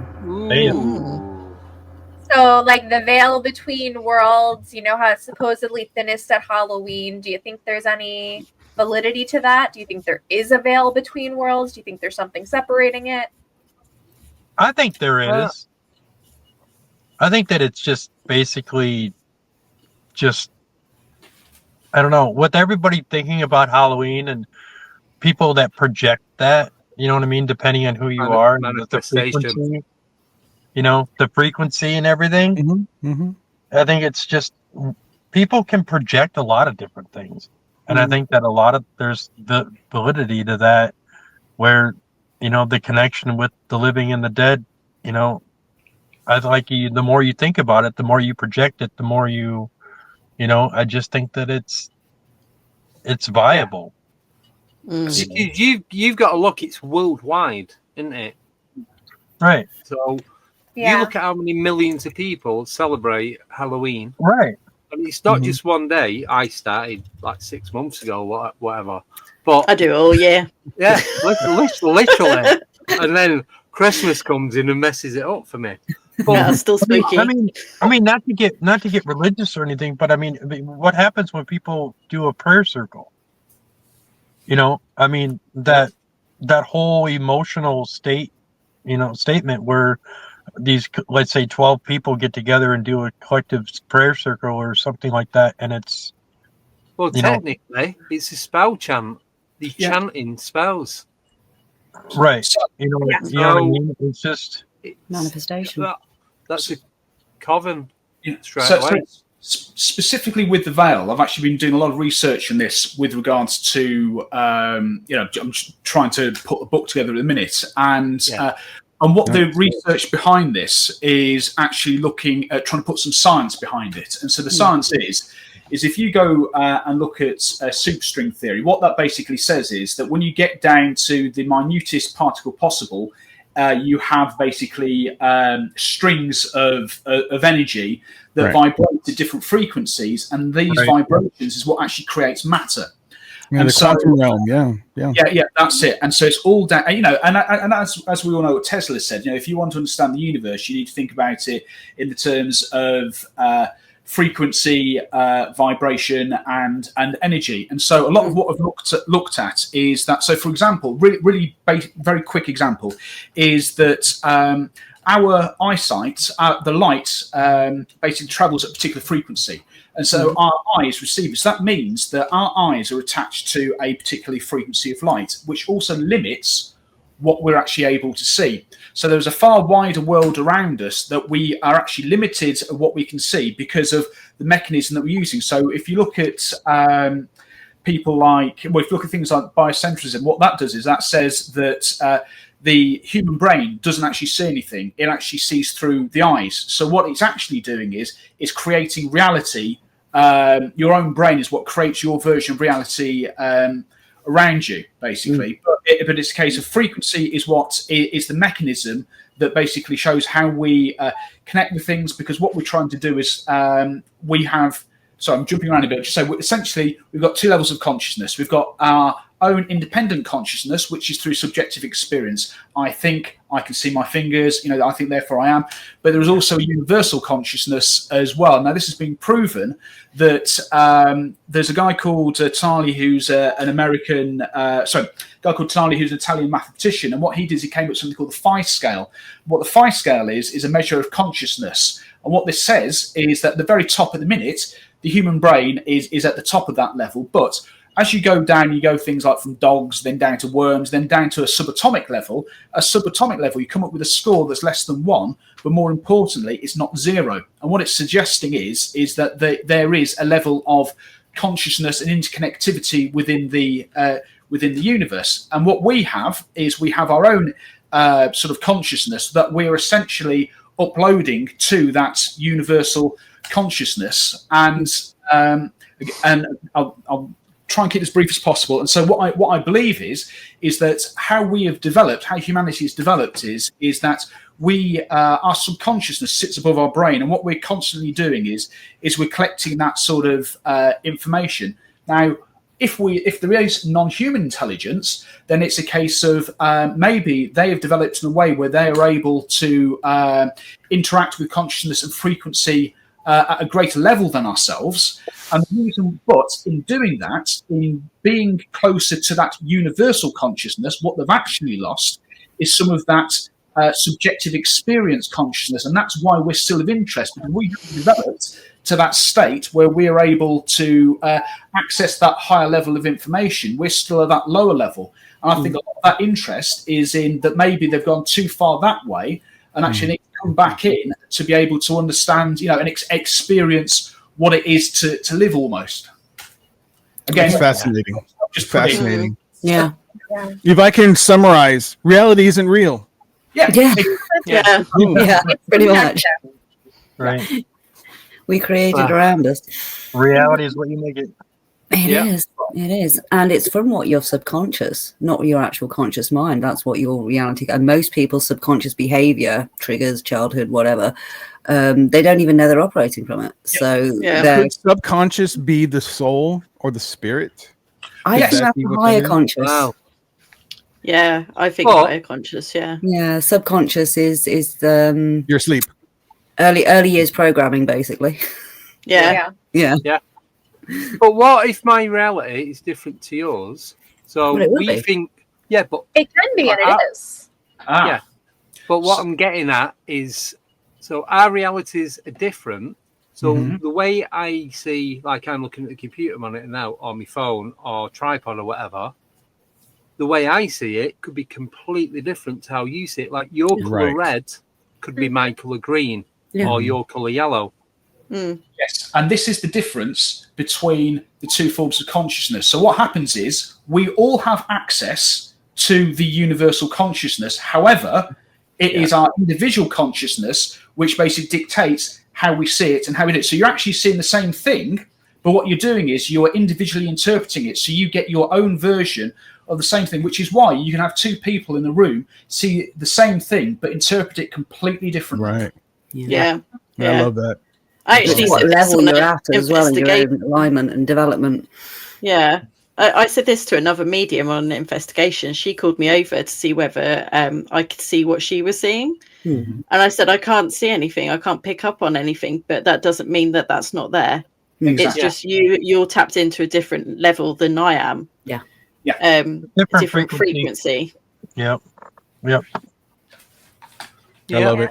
I love this stuff. Like you could be driving down the road, and we could be driving in the same car down the same road, and I'll be like, wow, there's a lot of pathfinders on this road, and you're not going to notice that because you don't have a pathfinder, so you're not looking for it. You could be like, well, there's a lot of white cars because you have a white car. So what you pick up, it's different from each person, even though it's the same experience. That's pretty cool. Yes, that's all individuality. Yeah. That's what makes us all different. Well, the whole veil thing, from my point of view, like the title of my podcast is David Don't Know, so that's very true. I don't know, but I would think that every Halloween we would have all these events that would happen because the veil is so thin that all these things are going on, right? You would think, but I really don't hear a lot about the stuff that happens on Halloween. So I tend to believe that maybe there is no veil. Maybe it's just a thing where it's always open if you're open to it. Just like James was saying, if you're on the same frequency, or you're close to a frequency, then maybe it's open. But I also know that if you're the same, if you can vibrate at the same frequency as your laptop, you can put your hand through it. Yeah. So that's the way to think about it. Yeah. So there's a great there was this thing called the ghost frequency, and what it was it was called the ghost frequency because there was a guy that worked in a lab, and basically over a couple of months, more strange and stranger things started happening. He would swear there'd be people in the room, the things that would be moving around, until one day he was a fencer. He saw that his sword basically was touching a table, and it was vibrating, and it made him think, okay, what's happening here? What it turns out is that a couple of months when it first started, there'd actually been a change to the air conditioning unit, and what it meant was it was actually causing a vibration. I think it's 18.4 hertz. I think it was something like 18.4, 18.7 hertz, and what that was close to the same frequency that your eyes vibrate at. And so what it was actually doing was it was generating all this sort of supposed supernatural activity. It wasn't. It was just basically you being interfered with a vibration, which is why also when you do an investigation in the house, the first thing you do is you check where the fuse box is, because that gives off RF energy. And again, that is well known for basically creating all sorts of different things like frequency where you'll think there's somebody standing behind you and all that. And that's all from what's actually generated from the fuse box. Question, I know nothing about these. I know what they are and I know why people use them. But a tuning fork. So if you bang a tuning fork on a table, what frequency is that resonating at? Is that resonating? They're all different frequencies. I've got one right here. So if you bang that on the table, is that resonating at the frequency of the table? So this one actually says on it, it's a 432 hertz, which in sound healing, there's different hertz that correlate to different parts of the chakras, different bodies and all the rest of it. So this one's like... Well, I didn't know. I didn't know you got them at different frequencies. I just thought you hit it and it makes a frequency, and that's the frequency of whatever you've banged it against. Well, I tell you, the tuning fork. So sorry to put in. This is really this is really great because I actually use this as an example. So what happens is you get two tuning forks of the same frequency, and what you do is you attach a ping pong ball to the second tuning fork. And what will happen is you'll hit the first tuning fork, the second tuning fork that's the same frequency will actually also then play, and basically then the ping pong basically will move around, because obviously what's happening is the first one is actually resonating with the second one, and this is a great analogy for mediumship and how we integrate. We are essentially a tuning fork, and what happens is that when you hit the tuning fork, basically you will resonate with the second tuning fork, and then what happens? That ping pong is the sort of representation of information moving from the first source to the second source and back again, and that's it in a nutshell. Two tuning forks. Right. And that's why it always goes back to say that mediums know mediums.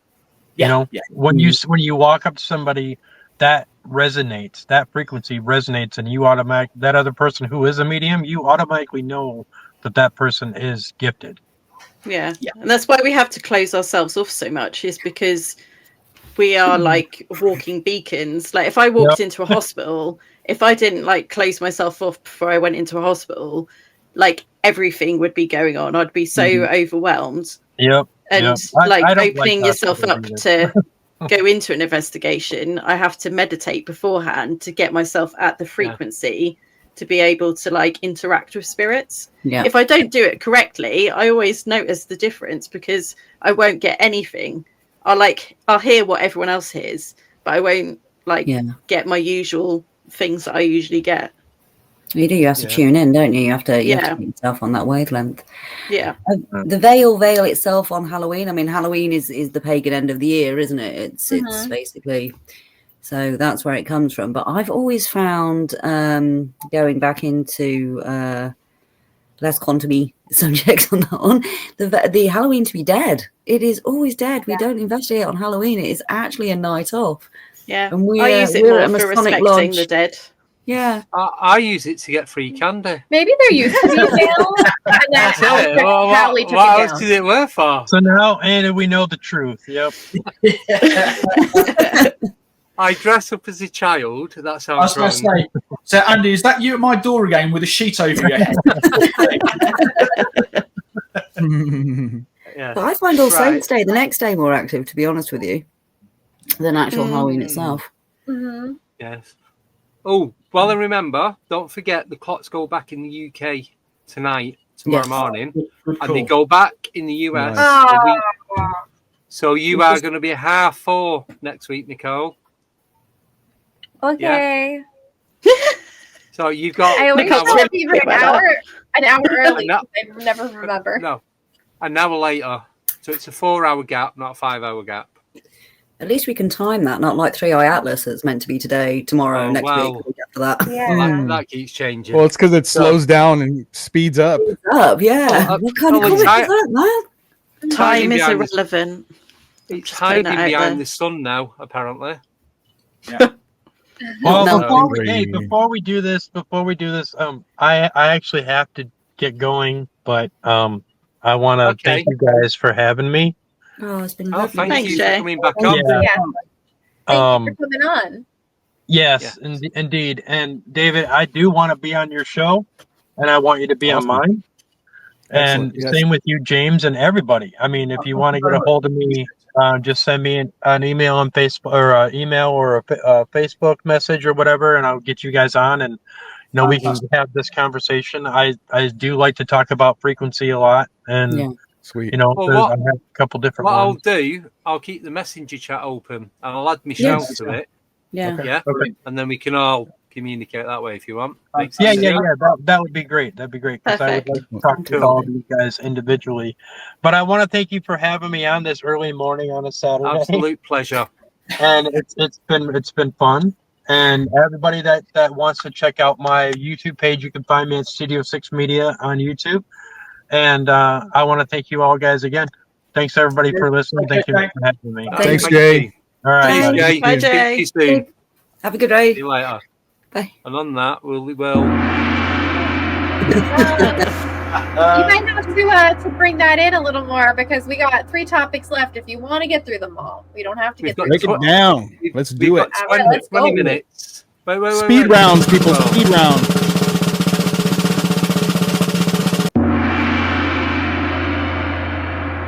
I don't see it. Nope. Oh. Here we go. Local Halloween legend. Me. What the hell? Me dressed as a child. Do you guys have any? Stealing sweets. Do you guys have any like local urban legends, Halloween legends from your areas, from where you're from? The one we had was who buried the tree in the forest. So who was it? It was me. I did it. Yeah, who was it who buried the girl in the forest? And it's 5 miles from us. Found it by pure chance.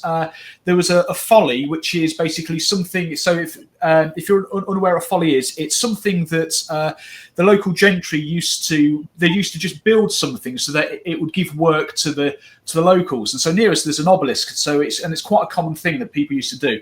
And went to have a look at this obelisk, and then somebody had written in white on a tree who buried this person's name in the tree. And it turns out that there's this story about 40, 50 years ago about this woman that was basically found almost bent in half, inserted in this tree. And they don't know how it was done. And that way.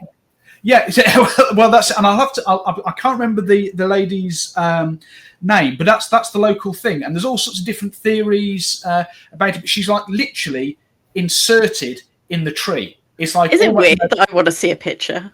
Yeah, I'm looking now. It would be weird if you I'm didn't. already on it. Yeah, morbid curiosity setting in. Right. If you look, it'd be so. If you look in Sandwell, and the legend is who buried the girl in the tree, I think it is. So wouldn't that be like a shallow grave, a tree's growing, and it kind of just No, literally in there? up in the actually inserting the tree. Was it? Well, Sandwell West Well, Brom. Unless she died as a tree was like sprouting, and then it kind of grew through her. Thinking, yeah. Maybe. Brought her in. The yeah, murder she could have of been Bella buried in there. the Witch Elm. Let me just see. I've just put woman bent in half inside tree, but nothing's coming up. I was going to say, I dread to think what comes up on I really would be very careful. It comes up as a body discovered in a hollow got it. elm. Oh, I know, a frequency. That's what happened. It It's matched the tree's frequency. Boom, inside. The identity of the person who buried the girl is unknown for the Hayleywood case, often called Bella in the Witch Elm. So the case has never been solved. She was killed and found inserted inside a tree. Oh, they reportedly placed her unconscious body in the hollow tree as a joke, but she suffocated during the night. Oh, there we go. Oh. They Gotta met do her at a local pub in Hagley. Yeah, Oh, that's the it. That's not, Wow. Yeah, the skeletal remains of the woman were found in a tree in 1943. The case remains unsolved. Yes. there you go. So that's the local one. Pure randomness. It was literally found by pure fluke. Found this obelisk. What's that? Let's go up there. And then literally in white writing, someone sprayed it on the tree who buried the girl in the tree. And I take it it's still there. They haven't extracted her from the tree. Oh no, the body's long since gone. But I'm just going to get it. Oh, here we go. Girl in the tree. Right, I'm just going to share it. Share screen. Window. No, tab. Sometime today. I'm trying. Where another tree grows. Right, so there we go. Boom. You said Bella Wow. in the tree. Now you just got to add a tree overlay. So they left. You got that, and that's a tree. It's not even. It's like, wow. It's like when they fell a tree and then the tree repopulates or whatever it's called. Yeah. 1944 March. Don't know who he is. Yeah. Wow. So, that was a random one for you. Wow. Yeah. But that tree is a bit. My old home turf. I've never actually heard of that story. Weird. No. See, where I lived growing up was actually the woods behind my house was called Ghost Hill Tree Woods. Yeah. Oh, great, mate. And the school I went to was called Ghost Hill. We used to have like a little ghost on our. I've been spooky pretty much all my life, really. It's that's awesome. I became who I am. I think we were all born spooky. Yeah. But in this woods, there was always this like area where there was this mound of earth that looked like a grave, and just one flower would appear every now and again, and it was so weird in a Ghost Hill Tree Woods. Yeah, that's I was hearing my own heartbeat then. That freaked me out. Yeah, I was like, intense story. I got two quick ones in San Antonio. I'll go through them real quick. The first one is the Donkey Lady Bridge. which is an old story about a lady and a donkey that died mysteriously, and now they are joined apparently. So if you drive to that bridge at night and get out of your car, leave the lights on, go to the middle, she will appear. Either you'll hear the hooves coming, you'll hear the noise a donkey makes, or the battery will die, the lights will turn off, and the horn will honk while no one's there. Wow. Have you tried this? I've been to the bridge and nothing happened, but that's, apparently I'm not spooky enough, like Michelle.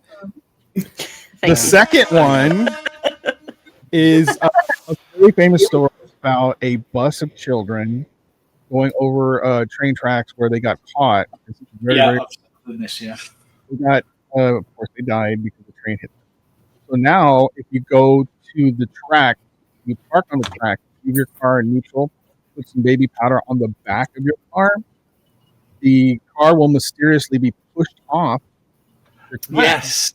Go back and see the tiny fingerprints. Yeah, little handprints. Yes. Pushing the car over.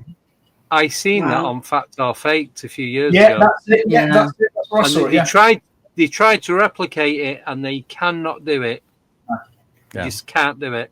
So it was. I'm going to go there in February with Kevin Sapiel Jr. from Where the Weird Ones Are, because he lives in Maine and he's coming down here. Yeah, we're gonna go out there together and try it. Give it a shot. Keep us posted. Will do. And that's my 60-second take. Well, down in Devon we have plenty. We've got obviously the hairy hands of Dartmoor, which are these spectral hands by Powder Mills. I think it's the B322, probably the wrong road, but yeah, I think it's that one. And it's meant to grab your steering wheel and run you off the road or come to your car. And there's people been camping by Powder Mills in a camper van, and it's like been scratching up the window, and it's meant to be responsible for many, many accidents. They don't know whether he was it's an elemental, a cryptid, or whether it's this guy who worked at the Powder Mills, which was a gunpowder factory, and ended up blowing his hands off because of the hobnail sparks on his boots. Yeah. Cool. Yes. And the other one, which is nice and spooky for us, is the whist hounds or the devil dogs of Holy Trinity Church, which frequent the tomb of Squire Richard Cabell III. And if you go around the tomb so many times, you're actually meant to hear the dogs growl, and that is something I have actually heard. Oh wow! So yes, that was. I didn't stay long after that, funnily enough, and it was on All Saints Day. It was, but they use it for. It's a deconsecrated church now, and it's worse luck. It's been hit by a bomb. It's been struck by lightning. It's been burned down a few times. Wow. It's got Satanists. It's had resurrectionists digging up bodies, and we went on All Saints Day, and I did this, and there was a. I was like, okay, time to go. Bye.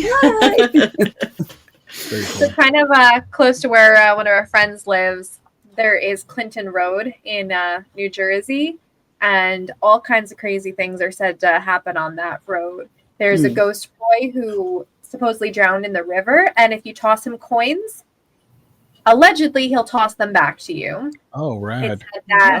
That phantom trucks will come up behind you, get really close with their headlights, and then just disappear. People have seen strange things in the woods, apparitions, the white lady on the road. So all kinds of crazy things happening on Clinton Road. Wow. Daddy like. I've got... So back in Manchester, you've got Wardley Hall, which is an old... Well, they still use it. Monks live there. And is it the diocese?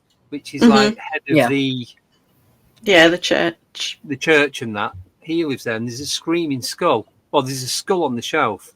Can't remember who this skull belongs to. I've seen it on Arthur C. Clarke. It was in the Unexplained magazines back in the 70s and 80s. I didn't know it was like less than a mile away from where I lived. And someone stole this skull, and it screams and screams until you put it back. But there's also a picture in there of the laughing cavalier, of a Laughing Cavalier, it's called. So the Cavalier on horseback, and that laughs as well as his skull screaming. Oh wow! So we've been in the grounds, even though we're driving down and it says private driveway. I'm like, keep going. Look, we worry when someone turns up. That's when it's private. Didn't see the sign. Yeah, it starts screaming at you. You've gone too far. Yeah, but we know it's all. So the road that leads down to it, my brother's wife's parents used to have that house on the corner. And that house was used for storing bodies that went down to the cemetery, a place called St. Mary's in Wardley. And I stayed there and was at a party one night. Me and brother, we stayed downstairs in the front room. So the main road is an A road, so it's busy, the A6. And then you've got 4 bridges that go over that have got the motorway where it splits into different directions. And down the side is just like, it's called an unadopted road. So it's all potholes and all that. So 2 o'clock Sunday morning, I could hear 4 or 5 kids running around laughing and playing. And I know that there were no kids outside at that time laughing and playing. I woke up, I'd been drinking, I sobered up straight away. I said to my brother, he goes, yeah, don't worry about it. You hear it all the time. I said, oh, thanks. Never stayed there again. But there's just weird stuff that goes on around there all the time. And that's near where my cousin seen this, I know a few people have seen this blacky blue mist that just appears out of nowhere. There's a little reservoir thing. So people go fishing. It's permit holders, but you can do night fishing and that on there. There's a guy that used to work with, he said this blue mist and what have you come over, and it just like proper creeped him out. He goes, he just grabbed what he could and went. He goes, I didn't even bother getting all my stuff. And that's what my cousin and 2 of his mates, there was a big bowling alley there on the bottom of the industrial estate, and they'd gone round there one night and they'd come back and they'd seen like this floating, what looked like a monk in like a robe.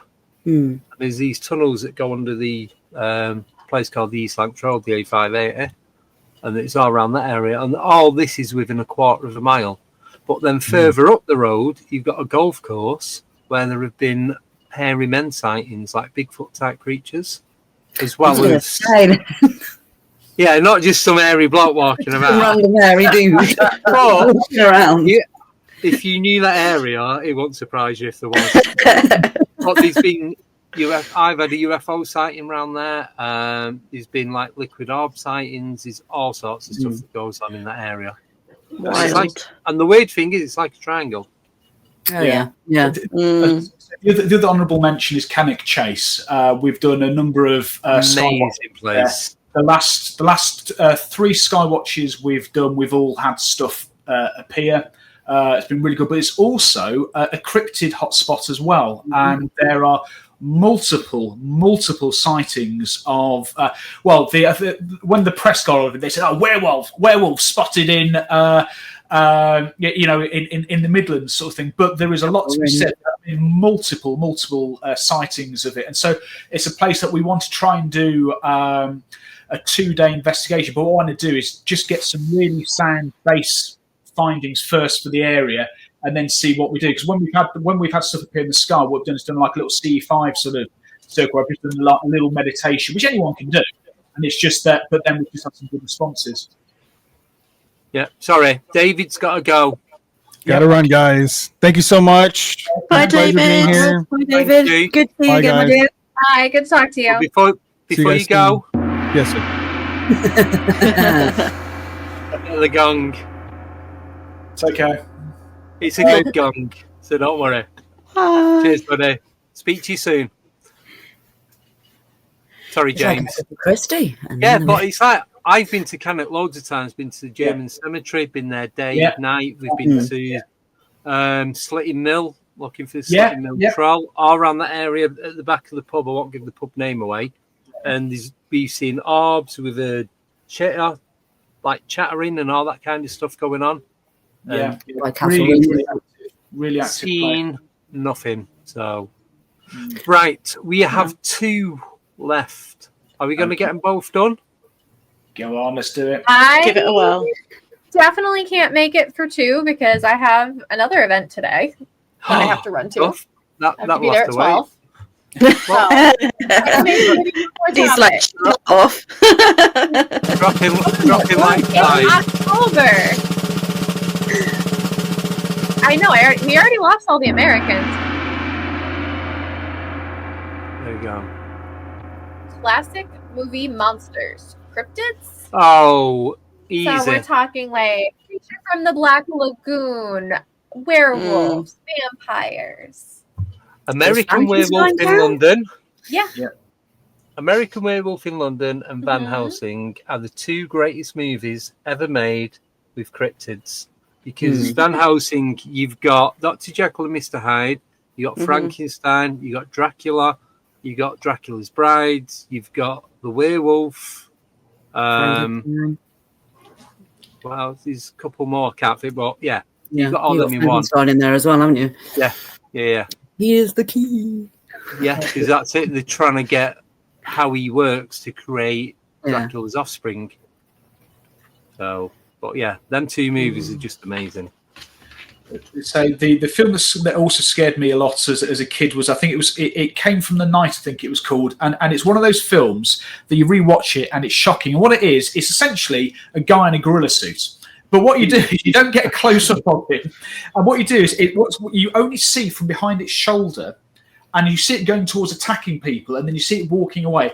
It isn't until right at the very end you actually get the full shot of it, and you go, "That's a guy in a gorilla suit, that is." But at the time, absolutely terrifying. Absolutely terrifying. Oh, can I just throw in quickly? Scary. You want to watch it, and I'm not going to tell you why. The guy who killed Hitler and Bigfoot. Yes, seen it. Yeah. Great film. Watch it. Yeah. Watch it. I'm putting that on my to-do list then for this Halloween week. It's shocking from more than one sense. You can't win a movie though. No spoilers about. No spoilers. You have to watch it all the way through. You can't get halfway through because you want to know what goes on at the end. Yep. And everything has a connection to the next bit. Is it one of those ones that's like so bad it's good? Yeah. Like Sharknado. Yeah. Or like, has anyone seen the Monsters, the Rob Zombie version? Yeah. I used to love the Monsters. I used to love it. I watched it because I love the Monsters, but it's like so bad it's good. I've got the Monsters box set in the background, so. Right then, should we spin the last one? Get the last one? Quick. Last one, let's. All right, ready? Let's do it. I wonder which one it'll pick. It'd be funny if it picked something else. We don't know the subject. Human superpowers. So well, you got C5 for a start. I mean, that's a superpower. Yeah. So, I was looking like strong, ESP, telekinesis. Yeah. Empathy. There's a thing at the moment on TikTok, isn't there, where people are trying to practice telekinesis? Yes, I've seen it with the kids. Yeah. With a little paper umbrella. Yeah. Yes. Weird. Like, there's just so many, like, I skip through and I'm just like, why are these people just trying to, like, move things? Yeah, I used to be convinced I could do it when I was a kid. Yeah, but Did you watch Matilda first? Who says you couldn't? Blow. You can blow through your nose and make it turn. Because they're looking down, they might be going. Yeah. You're gonna have to get Randy to ask to give his £1 million on that one and test it. Yeah, because it turns out he was a big conner as well. So Randall was. So he got shown up as well. But there's things like there was the child with the X-ray eyes, wasn't she? Was from was it from India? She was, yeah. I can't remember. Sorry, go on. I was going to say there's a lad from Vietnam as well who was born with cat-like eyes who can see perfectly clear in the dark. They put him in a pitch black room and got him to write this stuff out on a piece of paper, and they brought him out, and it was perfect. Wow. It's like that guy who taught himself to see with clicking an echolocation himself. Yeah. We're capable of anything. We are capable of anything. Well, you got the Iceman as well, that Norwegian guy. If you haven't listened to the telepathy tapes, go listen to them. Yeah, the guy who sits in the bucket of ice, like at -40, and his heart rate goes down to. Is that what it is? It slows down to about 12 beats a minute or something, like next to nothing. But he slows his own heart rate down. It's not the ice that's doing it. Stops himself from getting hypothermia. I think humans, like, we can. There's that theory, isn't it, that we create like our illnesses through like, you know, trauma that we've not assessed and things like that. So I think we can create negative things for ourselves, but we can also create like positive things. Definitely. So I definitely think that we can manifest whatever we want to, whether that be negative or positive. Depends where you come in when you're subconscious, doesn't it? Yeah, Joe Dispenza, just visualize. That's what we're saying. We were saying that the other week, though. Trauma gets stored, so unless you do something with that trauma, then it's going to start affecting you. Yeah, whether it's behaviourally, your relationships, or physically. Yeah. And we are like onions, so there's one after another after another. I was talking to Abbie and Miles the other week. I worked out that I actually do Reiki on myself without knowing I was actually doing Reiki. So, wow. Yeah, I've been doing that forever and not even realizing. I'm like, hey, let me put my hands here and like. See. I didn't know that was Reiki. I just thought that was me sorting myself out, sort of thing. Yeah, you know what I mean? It's like your intuition, isn't it? Yeah. Your body's telling you what it needs, and you're doing. Yeah, it's like, all right, I'm not going to pay someone to do it. That's what it drives me crazy. When people are like, well, I'm an expert. I'm like, okay, you're an expert, but that doesn't mean that you know everything. Nobody knows everything about this stuff. You could have studied it for a long time. You could have a way that works for you, but it doesn't mean it's the way that works best for everyone. Yeah, definitely. Exactly. It really gets me when somebody says, like, that's not how this works. I'm like, but you that's not how it works for you. But, you know, how does it work? In your experience, that hasn't been how it works. Like you said, it doesn't work for you. Yeah. So it's like with food. I don't like peanut butter. I'm guessing there's at least one person on the screen that likes peanut butter, especially with chocolate. No. I'm not a big peanut butter fan. But then I can eat jalapenos right out the jar, like I'm eating sweets or whatever. Doesn't bother me at all. Do you know what I mean, though? So even though we have gone back, like talking about food, but it's the same thing. It works for me. Me eating jalapeno works for me, but me to eat peanut butter wouldn't work for me.